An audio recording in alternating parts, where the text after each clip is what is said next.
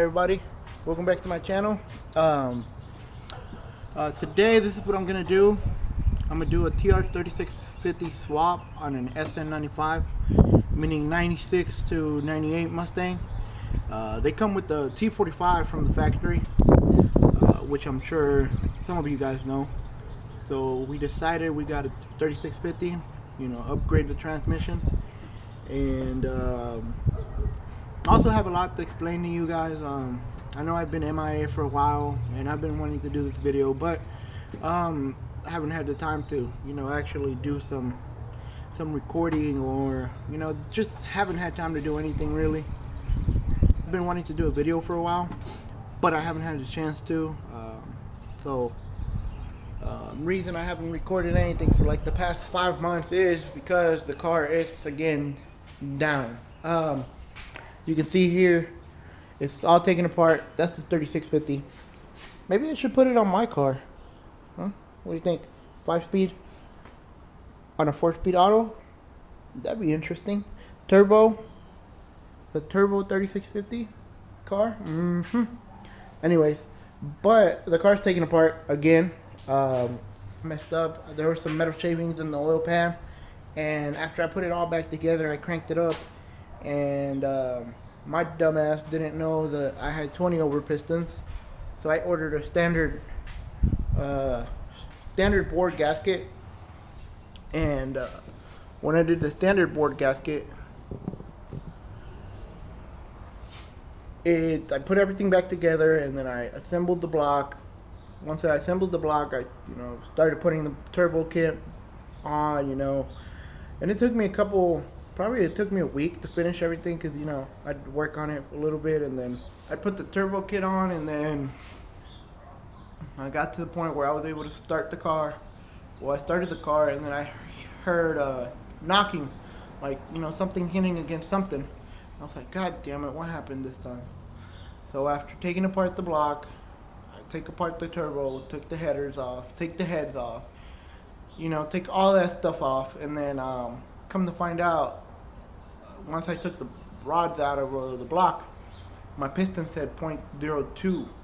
Oh, and I'm like, damn, I had 20 over pistons that I didn't know about. Or maybe I did know, I just never got told, or I'm pretty sure he did tell me, but might have forgotten, and so I ordered the wrong gasket. Might have forgotten, and I ordered the wrong gasket. I put Cometic standard board gaskets, and that's where I messed up. So that's where that banging was coming, the knocking sound. The pistons were probably hitting on the gasket. And then I come to find out one of the cylinders is scarred really bad. It's just one, nail deep scratch on the cylinder wall, and I'm like, God damn it. So I can't use this cylinder. I'm going to be losing compression, and probably oil is going to be going up the cylinder. So I decided to take it all apart, take the engine out, and then I pieced together a Tested aluminum block, which I got the block for 50 bucks, which is what I thought was a badass deal, because everybody thinks they're gold and be selling them for like $400 and shit. After that, I found a forged crank that was 20 over for 200 bucks, which I thought it was a bargain as well, because people think those are gold and sell them for 400 bucks.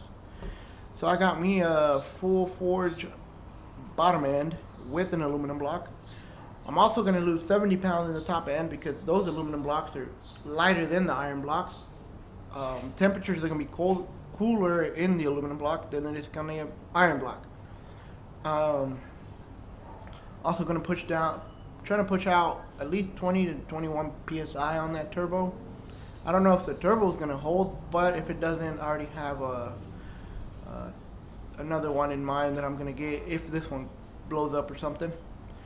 But yeah, I mean, I just wanted to tell you guys what happened and explain to you why I'd been MIA for a while now.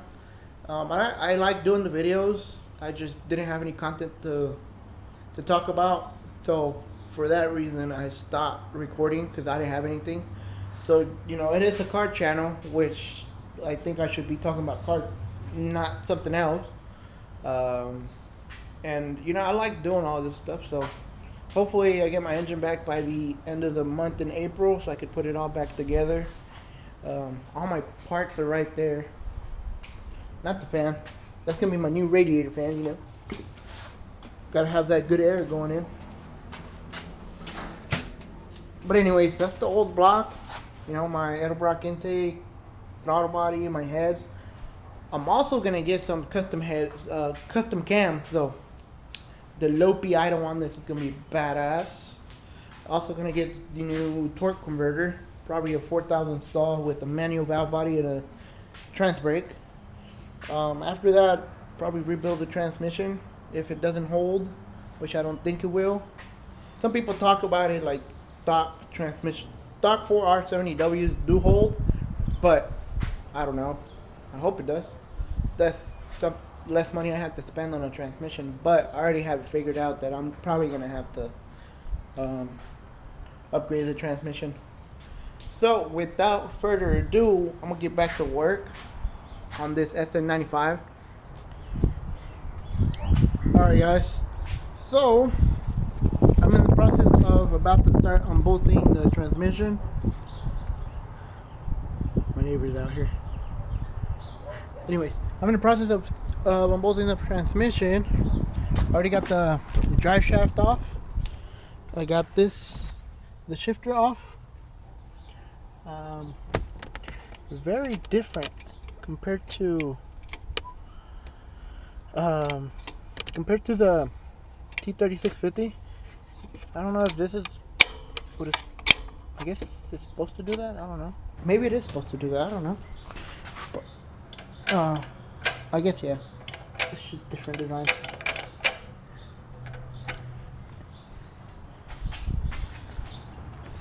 Okay, so I probably am.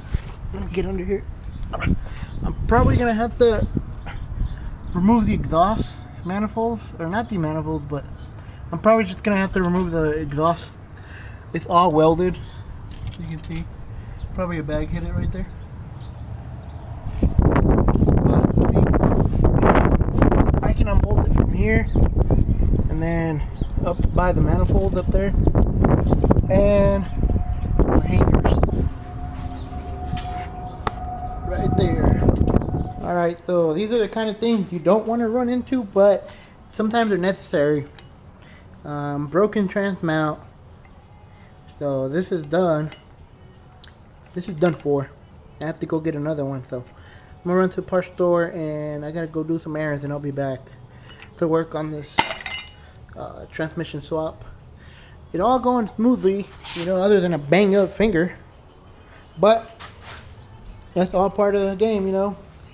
I'm gonna put all this stuff up and I gotta run and do some errands, and then I'll be back and work on this transmission. Hopefully I get it done by tomorrow. So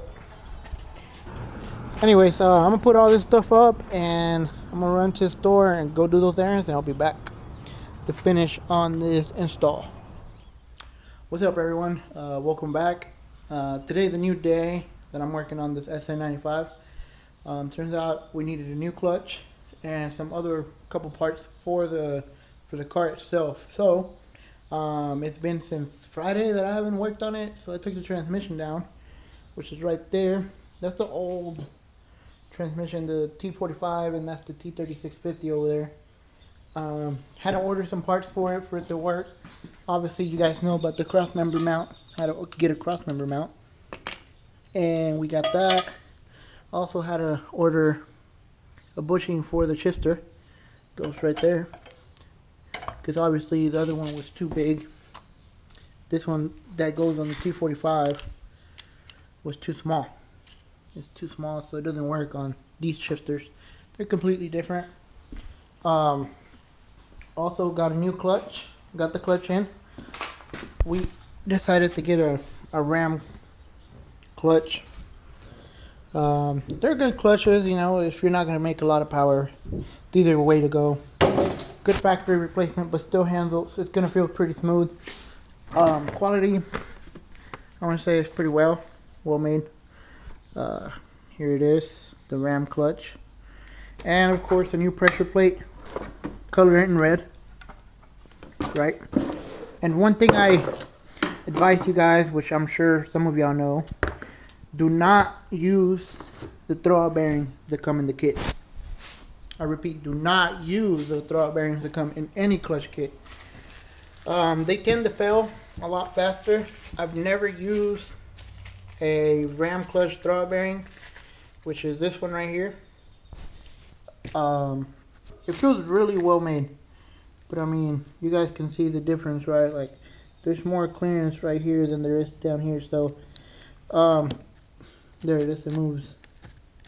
Anyways, these things will fail on you probably about 2,000 miles into the rebuild, and they're just, I don't know, they're not well made. They're just replacement parts that's gonna start whining after a couple thousand miles. So I wouldn't recommend using the throwout bearings that come in the kits.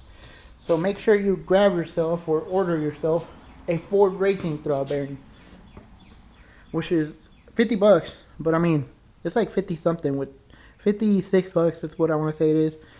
You want to order one of these instead. It'll save you having to, you know, having to remove the transmission again later on. Also went ahead and got me a new pilot bearing for the car, because the one that's in there is fucked up.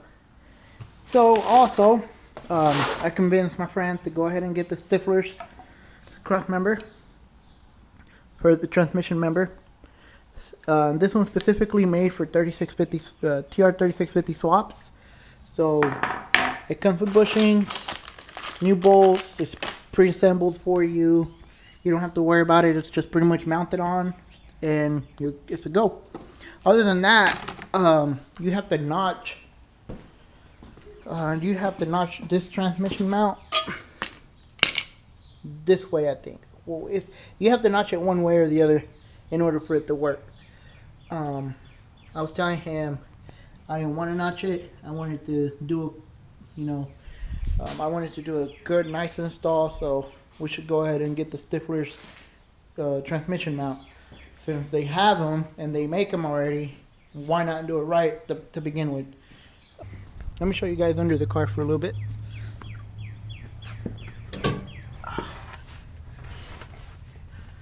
It's a little oily down here, but we should be okay. That's the flywheel, right? Above is the heads, the manifolds, and this is pretty oily. I don't understand why it's so oily. I'm gonna look into that. Maybe he has an oil leak somewhere. You see all of that. I'm sure it's missing oil too, but anyways, the job was to get the transmission replaced. So we're gonna continue with the transmission replacement and hope for the best.